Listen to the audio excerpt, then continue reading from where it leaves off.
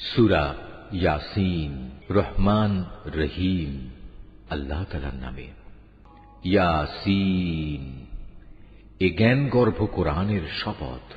তুমি অবশ্যই রসূলদের একজন। নিঃসন্দেহে তুমি সরল পথের উপর প্রতিষ্ঠিত রয়েছ। পরাক্রমশালী ও পরম দয়ালু আল্লাহ তাআলার কাছ থেকেই এ কোরআনের অবতরণ, যাতে করে এর মাধ্যমে তুমি এমন একটি জাতির লোকদের সতর্ক করে দিতে পারো যাদের বাপ দাদাদের ঠিক এভাবে সতর্ক করা হয়নি, ফলে তারা গাফেল হয়ে রয়েছে। তাদের অধিকাংশ লোকের উপরই আল্লাহ তাআলার শাস্তি বিধান অবধারিত হয়ে গেছে, তাই তারা কখনো ঈমান আনবে না।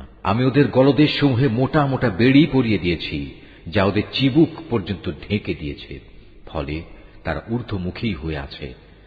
আমি তাদের সামনে পেছনে জাহেলিয়াতের প্রাচীর দাঁড় করিয়ে দিয়েছি এবং তাদের দৃষ্টি ঢেকে দিয়েছি, ফলে তারা কিছুই দেখতে পায় না।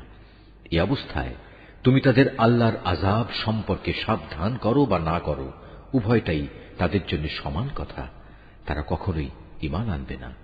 তুমি তো কেবল এমন লোককেই সতর্ক করতে পারো যে আমার উপদেশ মেনে চলে এবং সে অনুযায়ী দয়াময় আল্লাহ তাআলাকে না দেখে ভয় করে। হ্যাঁ, যে আল্লাহ তাআলাকে ভয় করে তাকে তুমি ক্ষমা ও মহাপ্রতিদানের সুসংবাদ দান করো। আমি মৃতকে জীবিত করি, যা কিছু তারা নিজেদের কর্মকাণ্ডের চিহ্ন হিসেবে এই পৃথিবীতে ফেলে আসে, সেগুলো সবই আমি যথাযথভাবে লিখে রাখি। প্রতিটি জিনিস আমি একটি সুস্পষ্ট কেতাবে গুণে গুণে সংরক্ষিত করে রেখেছি। হে নবী, এদের কাছে তুমি একটি জনপদের দৃষ্টান্ত পেশ করো, যখন তাদের কাছে আমার পক্ষ থেকে কয়েকজন রসূল এসেছিল। যখন আমি তাদের কাছে 2 জন রসূল পাঠিয়েছি, তখন তারা এদের উভয়কেই অস্বীকার করেছে। এরপর আমি তৃতীয় একজন নবী দিয়ে তাদের সাহায্য করেছিলাম। অতঃপর তারা সবাই তাদের কাছে এসে বলল, আমরা অবশ্যই তোমাদের কাছে রসূল হিসাবে আবির্ভূত হয়েছি। এ কথা শুনে তারা বলল, তোমরা তো দেখছি আমাদের মতো কতিপয় মানুষ ছাড়া আর কিছুই নাও। আসলে দয়াময় আল্লাহ তাআলা আমাদের জন্য কিছুই পাঠাননি, তোমরা অযথাই মিথ্যা কথা বলছ। তারা বলল, আমাদের মালিক একথা ভালো করেই জানেন, আমরা হচ্ছি অবশ্যই তোমাদের কাছে পাঠানো তার কয়েকজন রসূল। তোমাদের কাছে সুস্পষ্ট করে আল্লাহর বাণী পৌঁছে দেওয়া ছাড়া আমাদের আর কোনো দায়িত্ব নেই। তারা বলল, কিন্তু আমরা তো তোমাদেরই আমাদের সব অমঙ্গলের কারণ মনে করি। যদি তোমরা এখন এইসব কাজ থেকে ফিরে না আসো, তাহলে আমরা অবশ্যই তোমাদের পাথর মারব। উপরন্তু তোমাদের অবশ্যই আমাদের কাছ থেকে আরো কঠিন শাস্তি স্পর্শ করবে। তারা বলল, তোমাদের দুর্ভাগ্য অকল্যাণ তো তোমাদের সাথেই লেগে আছে। এটা কি তোমাদের কোনো অমঙ্গলের কাজ যে তোমাদের ভালো কাজের কথা স্মরণ করিয়ে দেয়া হচ্ছে? আসলে তোমরা হচ্ছ একটি সীমা লঙ্ঘনকারী জাতি। এমন সময় নগরীর প্রান্ত থেকে এক ব্যক্তি এদের কাছে ছুটে এলো এবং সবাইকে বলল, হে আমার জাতির লোকেরা, তোমরা আল্লাহর এ রসূলদের অনুসরণ করো এমন এক রসূলের যে তোমাদের কাছে হেদায়েতের বিনিময়ে কোনো প্রকার প্রতিদান চায় না। আসলে যারাই তার অনুসরণ করবে তারাই হবে হেদায়েত প্রাপ্ত। আমার জন্য এমন কি অজুহাত থাকতে পারে যে যিনি স্বয়ং আমাকে পয়দা করেছেন এবং যার দিকে তোমাদের সবাইকে একদিন ফিরে যেতে হবে, আমি তার ইবাদত করব না? আমি কি তাকে বাদ দিয়ে অন্য কোনো মাবুদ গ্রহণ করতে যাব? অথচ দয়াময় আল্লাহ তাআলা যদি আমার কোনো ক্ষতি করতে চান, তাহলে ওদের কোনো সুপারিশই তো আমার কোনো কাজে আসবে না, না তারা কেউ আমাকে ক্ষতি থেকে উদ্ধার করতে পারবে। এ সত্ত্বেও যদি আমি এমন কিছু করি, তাহলে আমি সুস্পষ্ট গুমরাহিতে নিমজ্জিত হয়ে যাব। আমি তো এই গুমরাহির বদলে তোমাদের মালিকের উপরই ঈমান এনেছি। অতএব তোমরা আমার কথা শোনো। এ ব্যক্তিটির আল্লাহর পথে নিহত হওয়ার পর তাকে বলা হল, যাও, তুমি গিয়ে এবার জান্নাতে প্রবেশ করো। সেখানে গিয়ে জান্নাতের নিয়ামত দেখে সে বলল, আফসোস, যদি আমার জাতি এ কথাটা জানতে পারত। আমার মালিক আমাকে মাফ করে দিয়েছেন এবং আমাকে তিনি সম্মানিত মানুষদের দলে শামিল করে নিয়েছেন। তার হত্যাকাণ্ডের পর তাদের শায়েস্তা করার জন্য আমি তার জাতির উপর আসমান থেকে কোনো বাহিনী পাঠাইনি, না এ ক্ষুদ্র কীটদের শাস্তি দেওয়ার জন্য আমার তেমন কোনো বাহিনী পাঠানোর প্রয়োজন ছিল। আমি যা করেছি তা ছিল একটিমাত্র বিকট গর্জন, তাতেই ওরা সবাই নিথর নিস্তব্ধ হয়ে গেল। বড়ই আফসোস এমন সব বান্দাদের উপর তাদের কাছে এমন একজন রসুলও আসেনি যাদের তারা ঠাট্টা বিদ্রুপ করেনি। তারা কি এ বিষয়টি লক্ষ্য করেনি যে তাদের আগে আমি কত জাতিকে বিনাশ করে দিয়েছি, যারা কোনোদিনই আর তাদের দিকে ফিরে আসবে না, বরং তাদের সবাইকে একদিন আমার সামনে এনে জড়ো করা হবে। তাদের শিক্ষার জন্য আমার কুদরতের একটি নিদর্শন হচ্ছে এই মৃত জমিন, যাকে আমি আসমান থেকে পানি বর্ষণ করে জীবন দান করি এবং তা থেকে শস্য দানা বের করে আনি। তা থেকেই তারা নিজ নিজ অংশ ভক্ষণ করে। আমি তাতে আরো সৃষ্টি করি নানা প্রকার খেজুর ও আঙুরের বাগান, উদ্ভাবন করি অসংখ্য নদী নালার প্রস্রবণ, যাতে করে তারা এর ফলমূল উপভোগ করতে পারে। আসলে এগুলোর কোনোটাই তো তাদের হাতের সৃষ্টি নয়। এত সত্ত্বেও কি তারা কৃতজ্ঞতা আদায় করবে না? পবিত্র ও মহান সে সত্তা, যিনি সব কিছুকে জোড়ায় জোড়ায় পয়দা করেছেন, চাই তা জমিনের উৎপন্ন উদ্ভিদ থেকে হোক কিংবা হোক স্বয়ং তাদের নিজেদের থেকে, অথবা এমন সব সৃষ্টি থেকে হোক যাদের সম্পর্কে মানুষ এখনো আদৌ কিছু জানেই না। তাদের জন্য আমার আরেকটি নিদর্শন হচ্ছে এই রাত। আমি তা থেকে দিনকে অপসারিত করি, ফলে এরা সবাই একসময় অন্ধকারে আচ্ছন্ন হয়ে পড়ে। সূর্য তার জন্য নির্ধারিত সুনির্দিষ্ট গণ্ডির মাঝে আবর্তন করে। এটা হচ্ছে মহাপরাক্রমশালী সর্বজ্ঞ আল্লাহ তাআলারই সুনির্ধারিত নিয়ন্ত্রণ ব্যবস্থা। আরও রয়েছে চাঁদ, তার জন্য আমি বিভিন্ন কক্ষ নির্ধারণ করেছি। কক্ষ পরিক্রমণের সময় ছোট হতে হতে তা একসময় এমন ক্ষীণ হয়ে পড়ে যেন তা পুরনো খেজুরের একটি পাতলা ডাল। সূর্যের এ ক্ষমতা নেই যে সে চাঁদকে নাগালের মাঝে পাবে, না রাত দিনকে ডিঙিয়ে আগে চলে যেতে পারবে। মূলত চাঁদ, সূরজ সহ এরা প্রত্যেকেই শূন্য লোকে সাঁতার কেটে চলেছে। তাদের জন্য আরেকটি নিদর্শন হচ্ছে, আমি তাদের বংশধরদের এক সময়ে একটি ভরা নৌযানে আরোহণ করিয়েছিলাম। তাদের নিজেদের জন্য সে নৌকার মতো যানবাহন আমি সৃষ্টি করেছিলাম, যাতে মাল সম্পদ সহ তারা আরোহণ করছে। অথচ আমি চাইলে মাল সামানা সহ এদের সবাইকে ডুবিয়ে দিতে পারি। সে অবস্থায় তাদের ফরিয়াদ শোনার মতো কেউই থাকবে না, না এদের তখন উদ্ধার করা হবে।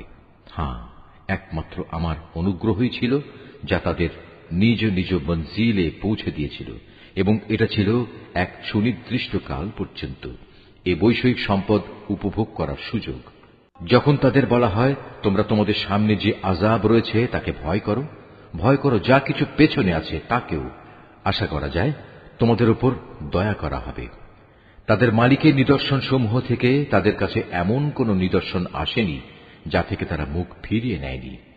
এমনি ভাবে যখন তাদের বলা হয়, আল্লাহ তাআলা তোমাদের যে জীবনোপকরণ দিয়েছেন তা থেকে কিছু অংশ অন্যদের জন্য ব্যয় করো, তখন এই কাফেররা ঈমানদারদের বলে, আমরা কেন তাদের খাওয়াতে যাব যাদের আল্লাহ তাআলা ইচ্ছে করলে নিজেই খাবার দিতে পারতেন?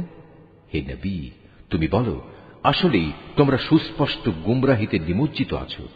তারা বলে, তোমরা যদি সত্যবাদী হও তাহলে বলো, কিয়ামতের এ প্রতিশ্রুতি কবে পূর্ণ হবে?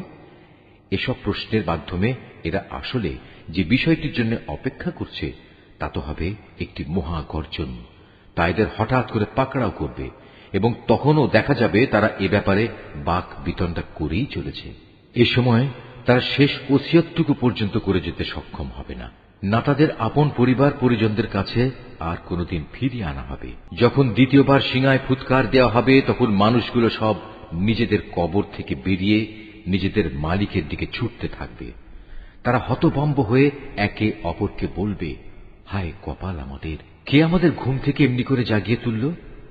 এ সময় ফেরেশতারা বলবে, এ হচ্ছে তাই কিয়ামত। দয়াময় আল্লাহ তাআলা তোমাদের কাছে যার ওয়াদা করেছিলেন, নবী রসুলরাও এ ব্যাপারে সত্য কথা বলেছিলেন। মূলত এ কিয়ামত অনুষ্ঠানটি সিঙার এক মহা গর্জন ছাড়া আর কিছুই নয়। এই গর্জনের পর সাথে সাথে সবাইকে হাসরের ময়দানে আমার সামনে এনে হাজির করা হবে। অতঃপর ঘোষণা হবে, আজ কারো প্রতি বিন্দু মাত্র জুলুম করা হবে না। আজ তোমাদের শুধু সেটুকুই প্রতিদান দেয়া হবে যা তোমরা দুনিয়ায় করে এসেছ। সেদিন অবশ্যই জান্নাতের অধিবাসীরা মহা আনন্দে বিভোর থাকবে। তারা এবং তাদের সঙ্গী সঙ্গিনীরা আরশের সুশীতল ছায়ায় সুসজ্জিত আসনের উপর হেলান দিয়ে বসে থাকবে। সেখানে তাদের জন্য মজুদ থাকবে নানা প্রকারের ফলমূল, আরো থাকবে তাদের জন্য তাদের কাঙ্ক্ষিত ও বাঞ্ছিত সব কিছু। পরম দয়ালু মালিকের পক্ষ থেকে তাদের স্বাগত জানিয়ে বলা হবে, তোমাদের উপর সালাম বর্ষিত হোক। অপরদিকে পাপীদের বলা হবে, হে অপরাধীরা, তোমরা আজ আমার ইমানদার বান্দাদের কাছ থেকে আলাদা হয়ে যাও।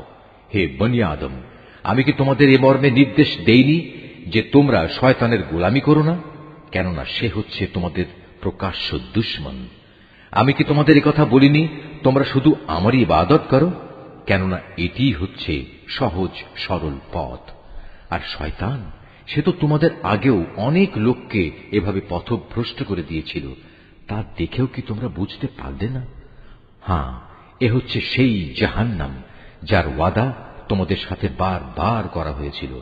আজ সবাই মিলে তাতে গিয়ে প্রবেশ করো, যাকে দুনিয়ার জীবনে তোমরা অস্বীকার করছিলে। আজ আমি তাদের মুখের উপর ছিপি এঁটে দেব।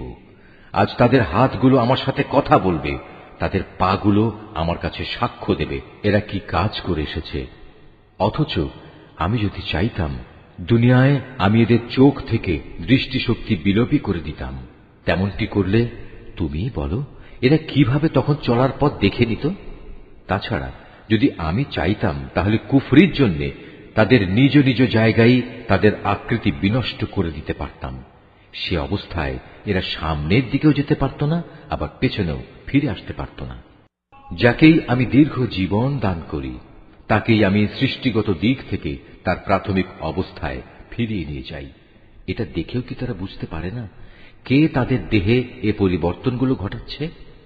তোমরা এও জেনে রেখো, আমি এ রসুলকে কাব্য রচনা শেখাইনি, এবং এটা তার নবী মর্যাদার পক্ষে শোভনীয় নয়। আর তার আনিত গ্রন্থ তা তো হচ্ছে একটি উপদেশ ও সুস্পষ্ট কোরআন, যাতে করে সে তা দ্বারা যে অন্তর্জীবিত তাকে জাহান্নামের ব্যাপারে সতর্ক করে দিতে পারে, এবং যা দ্বারা কাফেরদের উপর শাস্তির ঘোষণা সাব্যস্ত হয়ে যায়। এরা কি লক্ষ্য করে না, আমার নিজের হাত দিয়ে বানানো জিনিসপত্রের মধ্যে থেকে আমি তাদের কল্যাণের জন্য পশু পয়দা করেছি, আর এখন তারা নাকি এগুলোর মালিক হয়ে বসেছে। অথচ আমি এগুলো তাদের বশীভূত করে দিয়েছি। এর কিছু হচ্ছে তাদের বাহন, আর কিছু এমন যার গোশত থেকে তারা খাদ্য গ্রহণ করে। তাদের জন্য তার মধ্যে আরো উপকারিতা রয়েছে পানীয় বস্তুও। তবু কি তারা তার শুকর আদায় করে না, যিনি তাদের এগুলো দান করেছেন? এ সত্ত্বেও তারা আল্লাহ তাআলার বদলে অন্যদের মাবুদ বানায়, তাও এই আশায় তাদের পক্ষ থেকে এদের সাহায্য করা হবে। অথচ তারা তাদের কোন রকম সাহায্য করার ক্ষমতাই রাখে না, বরং কিয়ামতের দিন তাদের সবাই দলবদ্ধভাবে জাহান্নামে এসে জড়ো হবে। অতএব হে নবী, এদের এসব জাহেলি কথাবার্তা যেন তোমাকে উদ্বিগ্ন না করে। অবশ্যই আমি জানি যা কিছু এরা গোপন করে এবং যা কিছু প্রকাশ্যে বলে বেড়ায়। এ মানুষগুলো কি দেখে না আমি তাদের একটি ক্ষুদ্র শুক্র কীট থেকে পয়দা করেছি? অথচ সৃষ্টি হতে না হতেই ক্ষুদ্র কীটের সে মানুষটি আমার সৃষ্টির ব্যাপারে খোলাখুলি বিতণ্ডাকারী হয়ে পড়ল। সে আমার সৃষ্টি ক্ষমতা সম্পর্কে নানা কথা রচনা করতে শুরু করল, এবং একসময় সে লোকটি তার নিজ সৃষ্টি কৌশলী ভুলে গেল।